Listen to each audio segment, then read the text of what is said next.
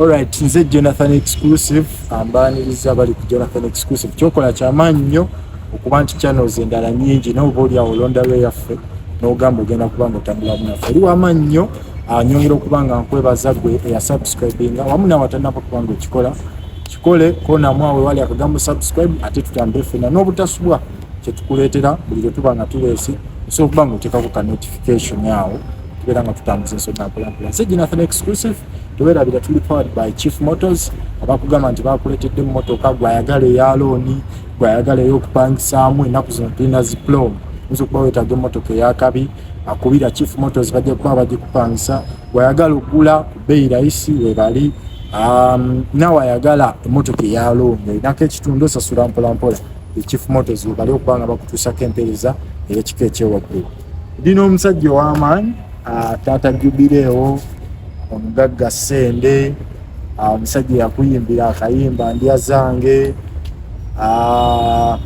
omusajja nyina ekitiibwa kyendese awo ekirala munnamawulire omukukuutivu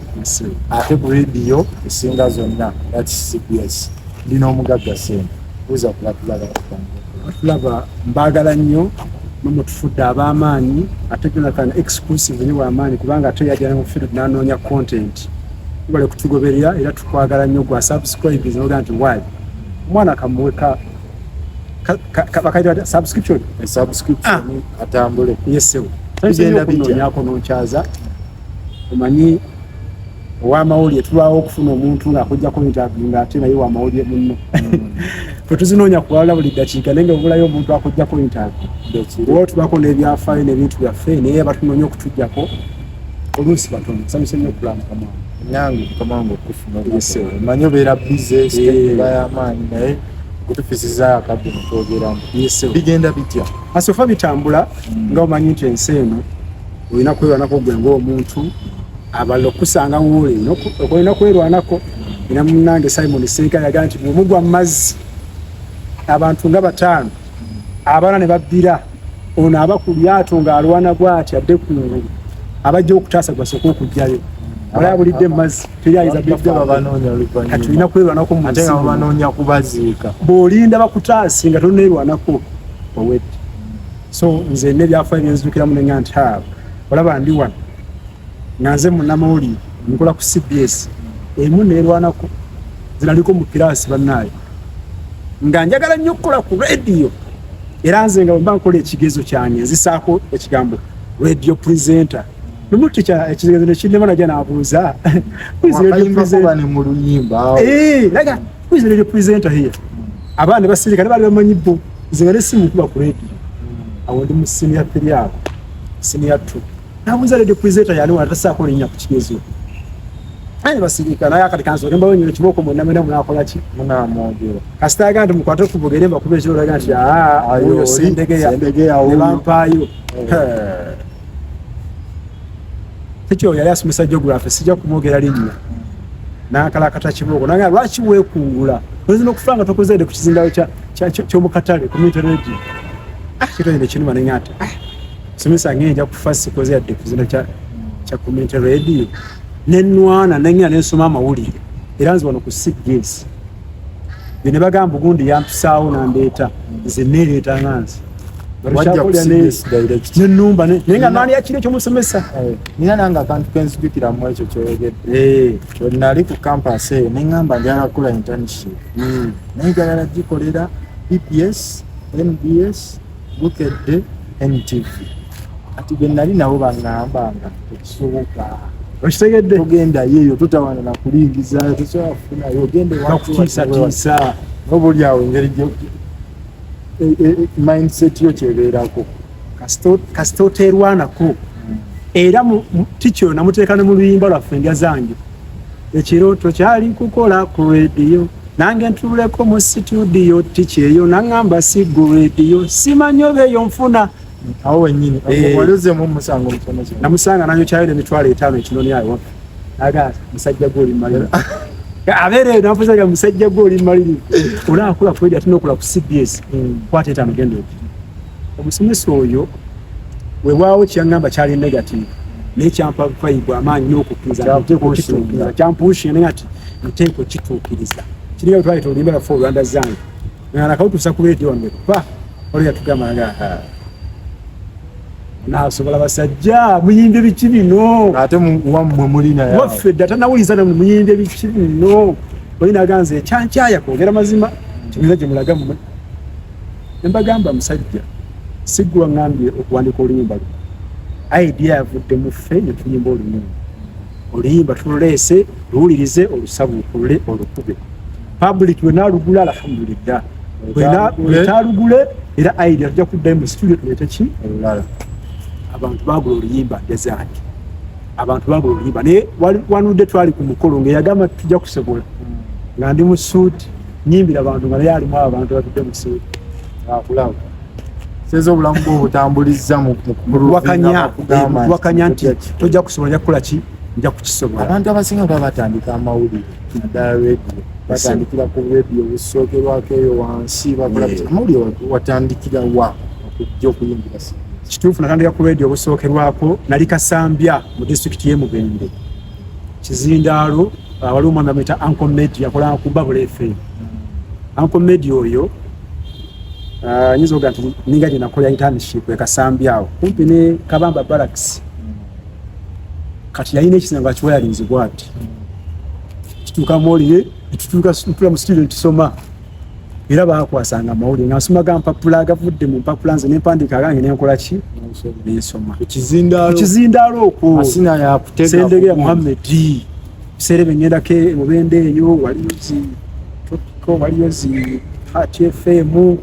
kati feno bami nga tuli bakadende muliko ya Kizindaalo nkera ku macha nensoma amawulire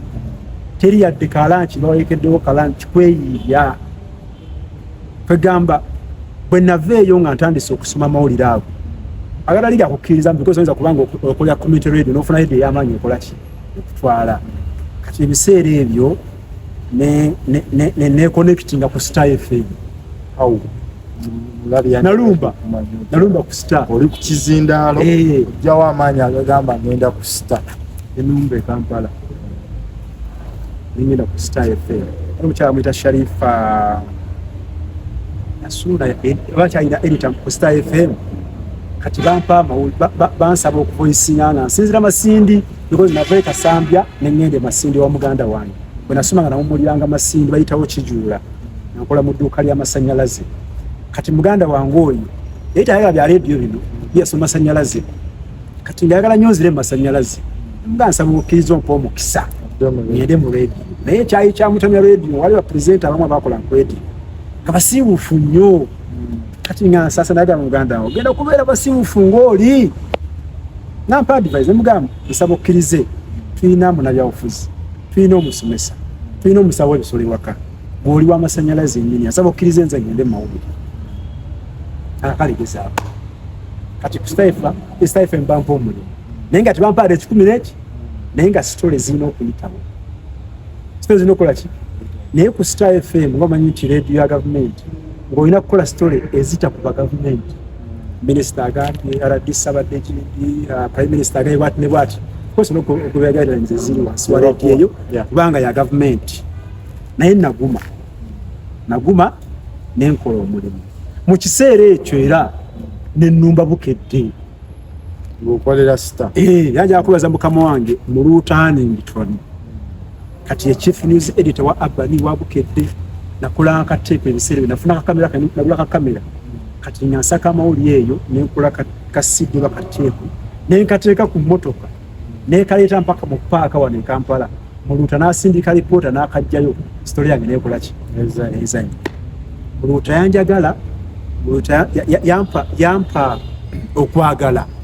nga amawulire gange agajjayo ogenda okola sitori ezanyi gekaleetafuufu kubanga ezanyi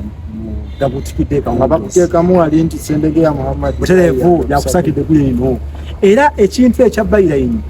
kati nyanza ali mawulire manyi nti bayita okuliorganizinga omuntu nti asse ku sitori eyo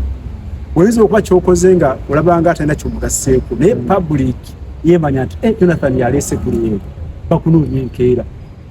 era banoonyanga baga ani asakira Bukedde nawulire Sendege yaliwa banoonya okufuna kasente awo mpaayo ate ddawo yo yali okuwa Bukedde yampa yansaba pin number yange balina kwa code bakusaba na account number sente osifuna ne story baba bala stories owaddeyo kati wano mu mawulire ng'ogatandika tugaba wali ku kizindalo tebakuwa atibampa bakuwa nojja ku Bukedde netandika okuwasa yakuwangayo sente kama Bukedde yampanga buli stories zendeeta ana ino mukisa nakolanga mu Bukedde olupapula ne Bukedde TV wala story ya Pade Bitama mugezi Pade Bitama story sijigera we nakolya lead story ko Pade Bitama ngamaze okufa tumonye bakadde besimanyo siyamuzaala wali okujjawe ngaliho iba mwana bita Martin Ngichu akola ku Bukedde ne Benjamin Sebagala bankubiranga essimu genda hoima ononyo mwayi bwati omukube ekifaananyi okiweereze ng'ani akuwa transport Bukedde yempa vision ya facilitatinga nalinya na boda kuva Masini paka hoima zaali sente nosava nga Bukedde kuba story ya Pade Bitama simanyi njegula nga yetambula okufa obufi nenya nenonya omwami oyo nemukuba ekifaananyi ye story yange yasooka okubeera lead story Bukedde olupapula ne ku New Vision wane wasooka ne abasooka ku 40 page kifaananyi kye wakubye 40 page eyo nga sente yazenjireese nga kuliko ne byline by Sendege ya Muhammad Byayi era bw'ogenda ku Google n'onoonya Sendege ya Muhammad Byayi ina stories bbiri ez'enkizo ina story y'omukyala gwe baakwata n'akagere k'omuntu Ebuliisi Masindi ne story ya Pade Bitama za training nnyo naddala y'omukyala oyo baakwata n'akagere k'omuntu Ebuliisi nakola story eyo galaliko nfuufu nakola story eyo ne trendinga kozi na story ndala yali ya Kiryandungu eyo ey'abaana abazaalibwa nga tibalina mannyo mukamwa n'okutuusa kati bamiranga mannyo mukamwa Innocent Kyalimpa ne Ambrose Ani abaana bajjukira bulungi nnyo sayizi z'Ekiryandungu so story yasinga okutrendinga ya Pade Bitama n'eri ey'omukyala gwe baakwata n'akagere k'omuntu mu nju nga ali mu kulya muntu okufunzafunzaamu awo Bukedde ate ogivaako otya Bukedde oba after Bukedde kyekigga kati wabaawo waliwo entala wakati wa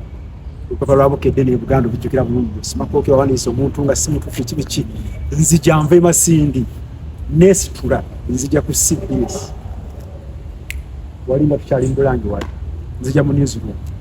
nsangamu Bawuna Bwamala n'omwami bamuyita Ndwana Kiwanuka yali editor musajja mukulu ddala yasookera ku UPC nzija nalinga n'okutyantyamu wali manyi CBS teyingira nga togimanyi bulange nteyingirika nga togimanyidde oyingira otya nenyingira nensangamu Bawuna Bba n'Endwana Kiwanuka mukama wange oyo nembuuza Bawuna Bba alina kulesinga wali kamooli nemugamba mukama njala kukola wano ndi Masindi yakuweereza ku CBS nagamba dala ku mwami oyo nesisigala mwami Ndwana Kiwanuka nemugamba nze Sendege ya Muhammad mpanga lya Masindi nabuuza kale nti okolera ki kuliyo buto wali mawulire kyeyo nemubuulira amawulire afuta community ebiki stories ebiki nanga ati okulya Bukedde nakukkiriza okuweereza nga buweereza CBS bweza ne Bukedde ekiseera kyaliwo okutakwatagana ajjukira ku Bukedde ennaku konze mukama wange CBS bwempa ndi mmalirivu okulekulira luddawa era lumu mwami lwo anangamba kyolakanaga genda okoleyo story emu tuwulire netwala enamba yange netwala eye neŋŋende Masindi nakola story yange yasooka ku CBS ayita ku mawulire ga ssaawa 8 nafuna essimu siziraba bagikuba gundi nakola ku radio ebbanga lyonna maama yampuliranga n'abalala bampuliranga naye story yayita ku CBS yali ya ssaawa 8 omusuusuzi bamuyita Esther Wamala kati yali ku mando so yagiyisa essimu ze nafuna natya amaanyi ga CBS tukuwulidde ng'atolaba amawulire sigegala aga si prime time 8 kayisanyo naye essimu ze nafuna olwo feedback okuva ku yakutumya story eyo kakati ekimpisaawo kiriwa eddoboozi nga ddungi bakaba bange boogera ng'eddoboozi eri macuwa nga n'okuvoisinga bulungi era Sendege ekyamwesa omulimu ku CBS yali avoisinga bulungi ng'eddoboozi lye abantu balyagadde ne bakaba bange bakola ki ne balyagala nzija wano bayita ba correspondent bonna tutula mu meeting wali abe Masaka abawa nange nziwe Masimba nti egwe Sendegeya Mukama wange Aisha Nakali egwe Sendegeya nti nampulira oyogera ng'omusajja w'emyaka 4 konzi nze Mukama wange you have a nice voice era tukola enteekateeka tukujeeyo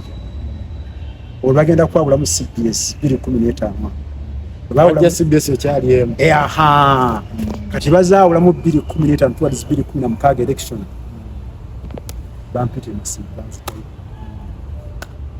wenda kula story ya CBS awo abaana bayina ensimbo esaidi z'Ekiryandongo eyo Mukama wange Richard Kayira yali editor wa Bukedde olupapula nankubira essimu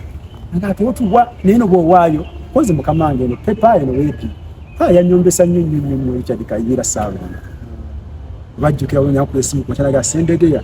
otuwa neno otuwa naffe tuna radio tuwe ku radio eno naye akati yali kebi takola ki ina okubaako ina okusooka okuta olwo wenyini mbadde okubuuza Bukedde obagambo otya nti bannange oba bakitegeera batya nti wabata awo story yasooka Mukama wange Richard Kayira yajuulya ali mu time sawa 3 yali mu gombola y'Ebwijanga Bwijanga Budongo sub county wali abagwa ensimbi n'ensimbi zifuuse ensimbi kati nekola story yayita ku ssaawa 3 ez'okumakya bauna bamala ebisoma naye ekyesaamanya nti media houses endala ziteekako CBS awo ne zifuna tiimu Mukama wange Richard Kayira aliko ng'awuliriza nankubira essimu nanya nti sebo sente yaffe tulina Bukedde era bw'otuba ku Bukedde katwana ku Bukedde osobola okukola ki tuwa naye nze nali njagala nnyo CBS era byonna bye nakolanga okusoma ku radio wonna mu kiraasi nayagala nkola ku radio naye nga specifically njagala kukola ku ki bonna batumasikagira Sozi Kaddu Mukasanga bauna bambala abe mukimbi njagala kukola ku CBS kakati essimu olunaku we nafuna essanyu essimu yavuga omukyala Aisha Nakamalaga alo Sendegeya wange nze Aisha Nakalemano ku CBS kyemana okuva na leero kati okolera CBS 88 katonyeze munatu zaawuddemu Mukama wange kakati tusaba oveeyo ojje Kampala olenga station za CBS zino bwazikolanga nga kyali correspondent bafunanga mu kasente bakuwanga ku sente nafuna bazi balanga bampa akasente kyokka ekisinga okwewunyisa nze nali nga mpulya nimba sifunye sente nga ndi mate kale teebereza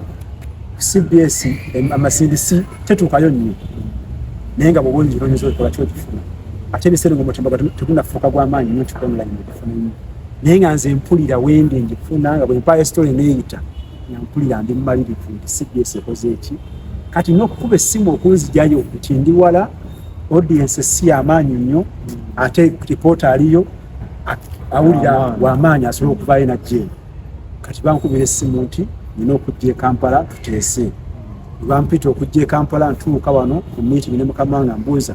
olina gw'omanyiimu muno mu Kampala ekyamazima yalimu nga mumanyi naye nga solaga nti mumanyi kubanga mbakugaa nti mumanyi tibanimpadde kasente kawera kukola ki kutandika kwefaako kakati Mukama wange nga nasobola okubira brother ogobera naye akubira brother wange nti bampadde omulimu ku CBS baagala mbeere aga nti ayishuwa nti ebyo byali ebirooto bye agamba Mukama wange nkuwadde era sajja nakantu konna okuva e Masimba n'ennyumba nakubira bukumizi bwange nga gamba omukyala mama Bushira simuzo kasita kiri waka paasi TV fayisi byonna bijjemu abitwala ewaka nze kati siva Kampala akasawo ke najja nakusaddayo wano bwabeererange Masindi walina omukyala asayina mukyala sayina mukyala ali muvubuka nakubira mukyala wa brother wange banzi bwe nali ntambulangamu ebisonza nabiyekanga wa brother wange nasulanga nendoka nenfuna ennyumba nafuna ennyumba nalisa okwetengerera nfunye ekitanda nfunye mufaliso nfunye paasi nfunye TV naomanyire omuvubuka atandika Mukama mpa omukisa mbangenda bintu bijje bangenda mu ddwa ya taata ekamuli mawogola Kamana nasoko yitiwa Aisha Nakali yatwagala kujjayo era tumaliridde naye eno inago manyiyo ye brother wana kizo koleanga akizo okutuwa soko mukubira simu awo nimukubira muganda ngisufu muyanja ali awo kijula awo kuwayi ema etuka phone center alinja masanyalazi nangamba bubaba kuwadde omwo ku CBS sina kyenziramu genda okole ki olwo stories zino zewakolanga yaziwulirangako radio twalina radio yaffe kujuuka ku YM nakati ekyaliwo nga ffe CBS tufuna bulungi kati yakuwuliranga nokuga nti feeling very happy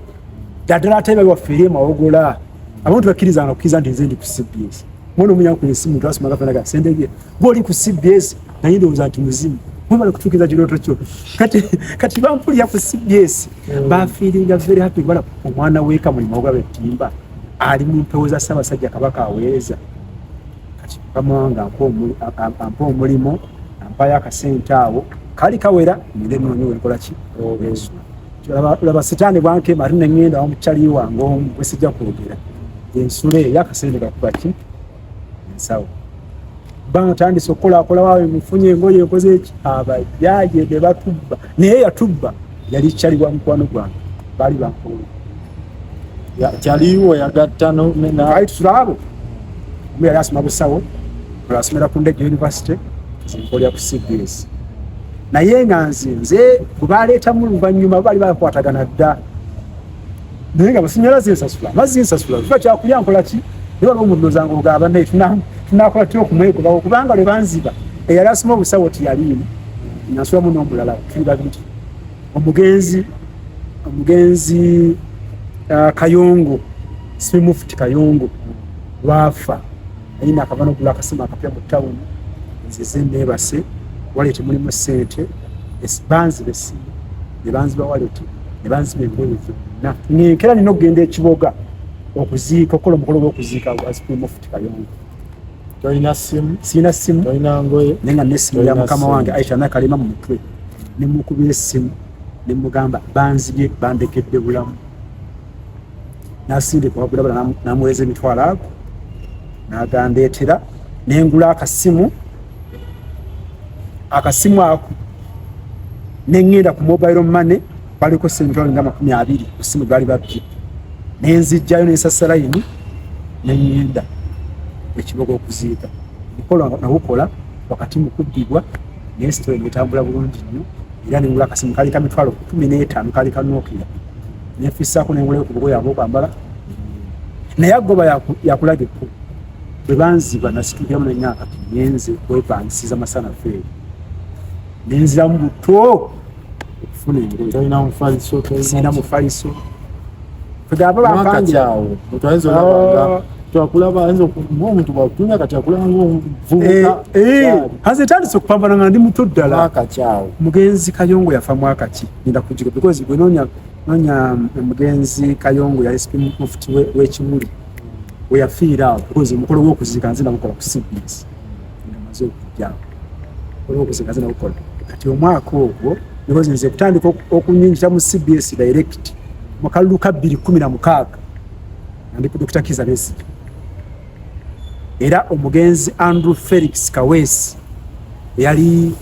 omwogezi wa poliisi ebiseera ebyo nga deputy IGP nzijukira mu 2017 nga tuli ekasanga tugenda okusaka mulega Dr. Kizza Besigye yabeera ekasanga kumpi omwezi nga mulamba nga tavaawo awera oda tutwabeera wa Besigye okumala omwezi nga mulamba nga tatukkiriza kuyingira kati okunyita obungi ku CBS bategere bwe manyi okuvoisinga 2016 zekereza bukeneza okuvoisinga mu stories. Leka mbuze voicing zino nga muzikozesa tugeze oli ku story chap yes. What do you need awo? Olina recorder? Yes. Voicing otya n'osindika story mangu abatukula tojalina mufigi laptop kikonso kati nze bwe mba nina recorder yange bwe nkwata eddoboozi lyo that is my evidence. Namalobozi genja okusala nga ntuuse eno nina bw'oyogera nti Sendege Mohammed abadde jinja agaye bwati ne bwati olina evidence lwa record ez'eddoboozi kyokka ali amalobozi ogenda okusala mu prime time gazannye nenzi kye neetaaga kumanya kibaddewo awo kyekigenda mu maaso njogeddeko nanyini kintu osigadde ndina mu mutwe nga nkoyisinga ekitundu essaawa ekibaddewo enjogedde naye bw'oba ovoisinga bikwanguyira kyokka kati olina kutukozesa n'essimu tukwata essimu yo bulungi nnyo n'oyogera neŋŋamba kyogambe n'empeereza eno nebasala eddoboozi bagattamu eryange erigenda ku mpewo as long as ovoisinga tutamwattamu manyi voisinga eno olina okuba nga oli perfect mu voisinga obudde bugenzi bakumira essaawa ziri 7 5 mulega essaawa 8 ate gwe olina kukola lead story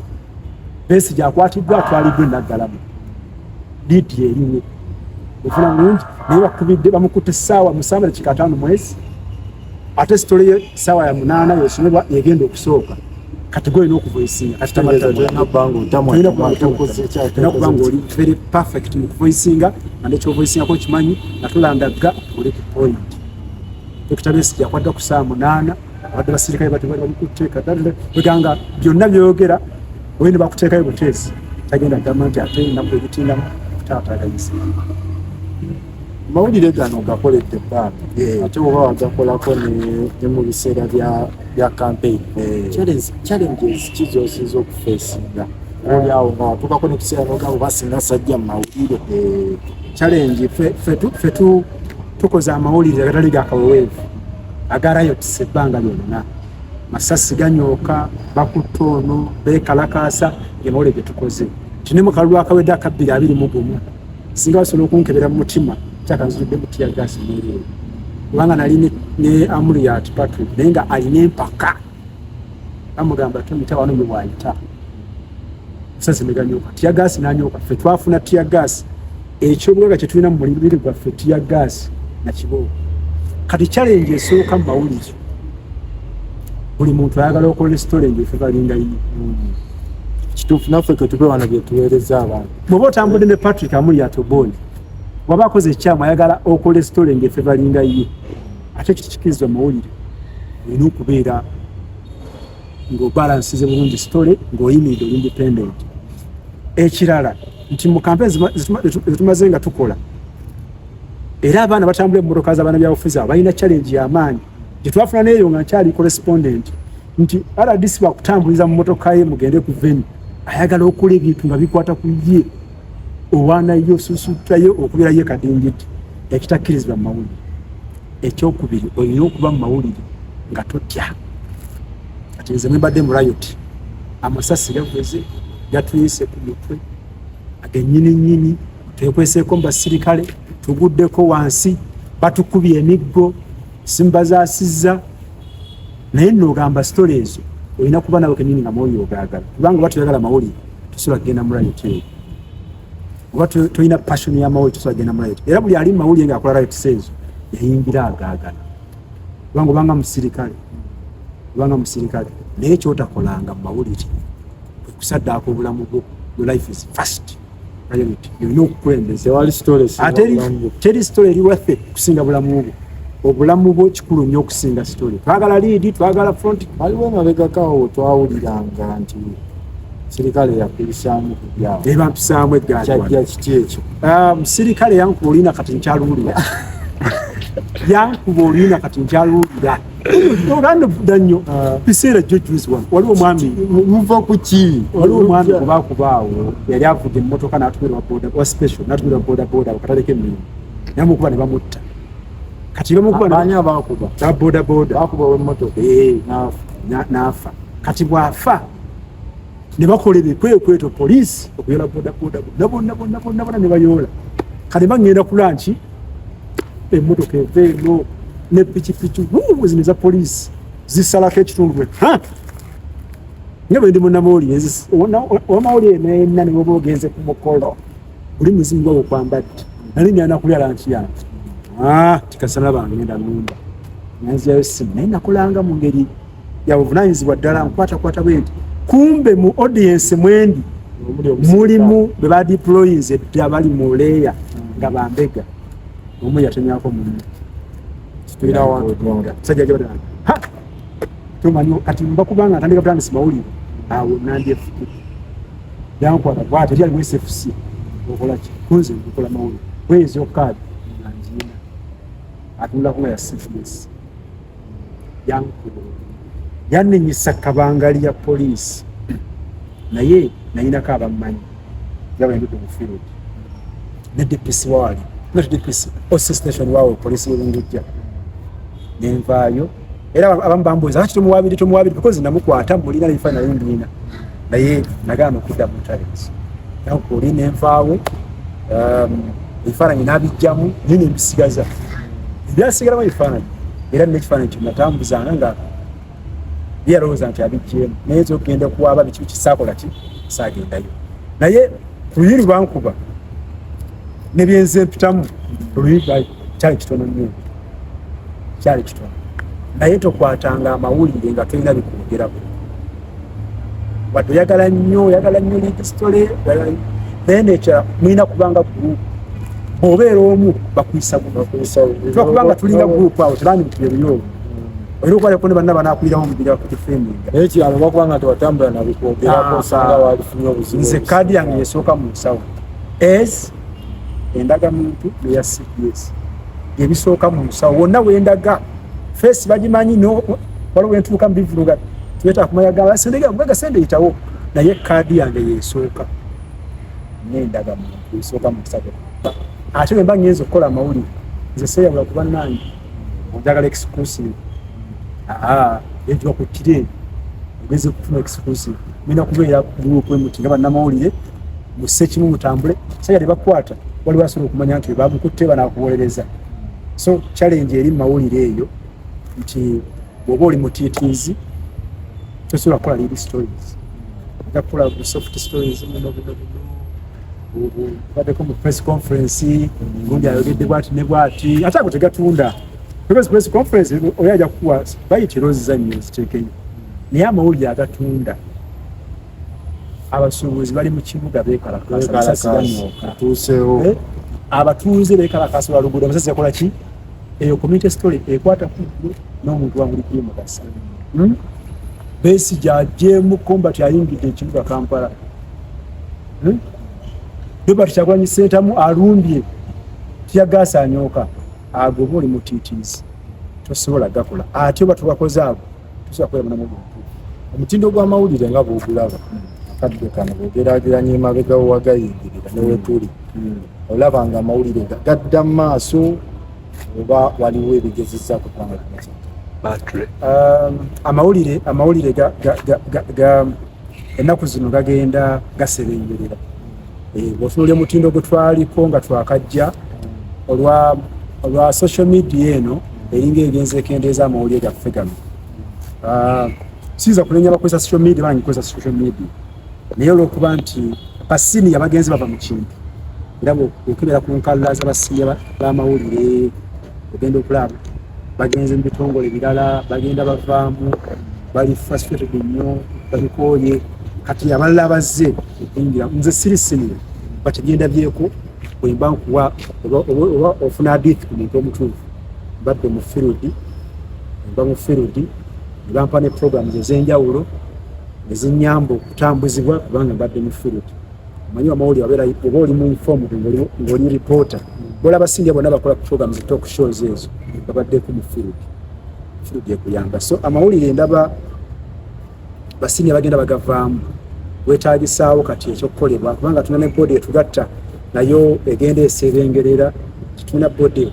tuli wamu tufunayo ku musomo tunaku lwezi tufunayo ku training buli omu yeeyingiza yekka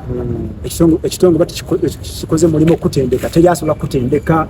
so nze ndowooza wandibaddewo body ey'amaanyi etugatta at buli bbanga lya myezi 3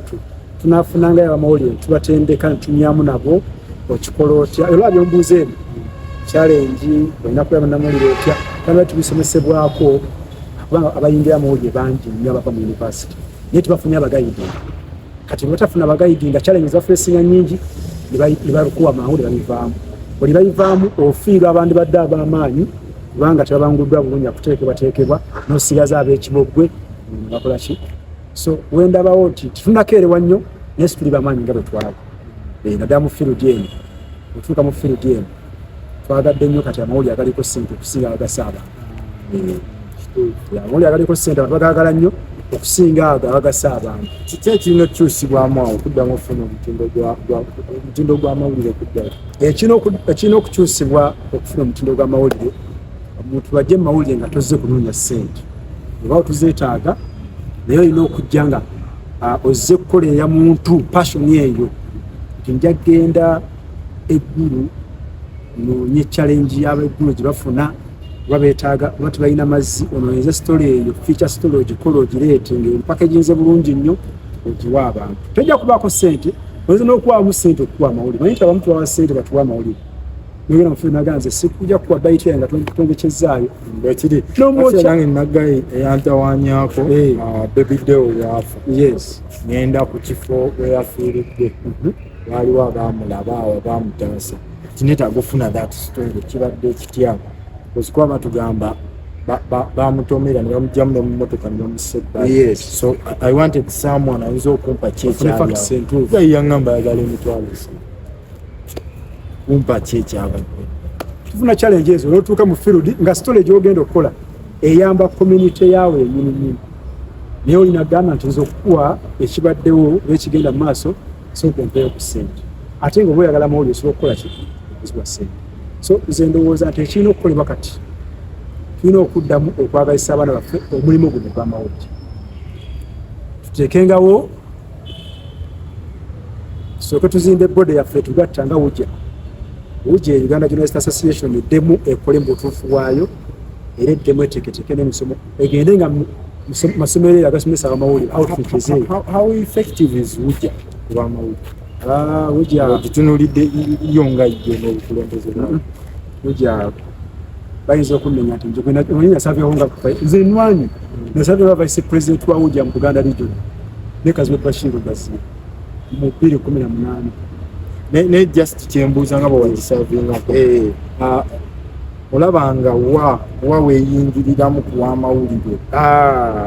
anti Ujja yo yetutwala ffenna ebiera byonna ebirwanya eddembe lya bannamawulire biri wansi wa Ujja naye Ujja obudde buno teyina maanyi abaana bakyaganya okukikkirizaamu buli omu akola kiki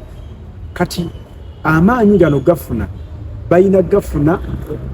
nga tukoze netuteekateeka okulonda okw'amazima n'obwenkanya netuteekateeka kibayita tabamiruka abannamawulire ne bajja netuddamu netubaga ssemateeka butu wetaawo okukola okulongoosebwa netulongoosebwawo wetaawo okwongeramu netwongeramu netuleeta ideas zaffe sobola okuteesa omulimu ogwo netulonda omukulembeze buli munnamawulire gwalonze nga y'oyo n'addamu n'akola buto okusomesa abamawulire ekyekirina okukolebwa atujja kuddamu kirwanira eddembe naye kati tusaawa zino kiri kirina kiyimiridde kigamba mu kirwanira bannamawulire bakubasomesa sofa tikiriiwo kubanga abaliwo abantu tebannabaagala bulungi nina ebintu badde sagala tubigatta actually era ndowooza abantu tubategeeze kutegeeza nti we need to have you omulundi okwekula cause olina chapter endala gy'oyingidde kituganye amawulire kyagiremu n'olina n'endala gy'okwasa ey'okuyimba obaoliawo kyandibadde kirungi netukiwa episode eyakyo ekyokuyimba naye kati nyabo owulire kumusikulo obaoliawo kasi basebo ne bannyabo music waffe sofa tulina ennyimba 3 kati tulina oluyimba ndya zange tulina oluyimba abakyala n'ebyateredde era ku YouTube yange gye ziri Omugagga Sende official ojja kufuna bulungi nnyo ezo ennyimba ezo tuyimba ku bulamu obwa bulijjo ndabula nti ondya zange twayimba byetuyiseemu nawe byoyiseemu bw'oluwulirizaako ojja kuwulira nga lukwata ku bulamu bwennyini abakyala twogera ku value ey'abakyala nenge kitusobola kubakwatamu then ne byateredde obulamu bwaffe bwa bulijjo tuyita mu bintu bingi bingi waliwo wetuuka nga olina okusanyukamu nga gwe omuntu ekintu ne kinyuma so manyi nti mu music ate munnange batwagadde music era manyi kiba kizibu okukwata ebintu bibiri n'obiggusa nze munnange omu akola ku radio musijja mwogera yajja n'aŋŋamba nti mmwe mwasoose okukuba oluyimba nga lukubwa ku media house ez'enjawulo ng'oyita fudde nti wadde okola ku CBS tujja kulukuba oyinaga nti oluyimba lwammwe bw'oluleeta ne bw'otukuba omugongo bw'oti nsobola okulukuba naye nti waliwo omuntu akuwa oluyimba n'olukuba nga bwalinga bw'akyuka n'agenda bw'ati tajja kuddamu kulukuba so tubaliza Mukama Katonda ekyo n'abantu batwagadde music eno era emikolo mugituwe tujja kugikuba bulungi nnyo ate tulinamu kavali k'amawulire nti omuntu ajja azze kulaba ku Sendebya Muhammad ate n'amuwa ne content w'ennyimba omulungi so tuzikwatira ddala nnyimba ne munnamuddu Kenge Sharifu munnange otukola ku CBS Radio kwetaaga mu episode ey'okubiri inshallah tunyonyola abantu ekyobuyinjiri wali abayinza olowooza omugagga ayinza okuba pulaninga fe abaleedinkukiro n'okuyimba nako mawulire mutuuse oba ku butegeeza ensi kati era ezo ennyimba 3 idea zonna zaffe tomutomu idea okusinziira ku kyoyagala ekiri amina atukulinde baddako inshallah nja kubawo mukama wange kale nze Jonathan Exclusive badde n'omukulu Bernard Sengonzi ku kamera ane nga Bernard Sengonzi nyongera okutegeeza muganda wange genda mu Chief Motors bakuwa akamotoka Chief Motors bakupangisa akamotoka gwayagala prom my prom zafuuse prom ennaku bakupangisa akamotoka gwayagala okugula bakuwa ku bei rahisi omuna wayagala akalooni nako kitundu ogenda kuba osasula mpolampola kubira Chief Motors enamba esimu eri waggulawo ate nga benga bakuwa 7 nze Jonathan Exclusive alright bwana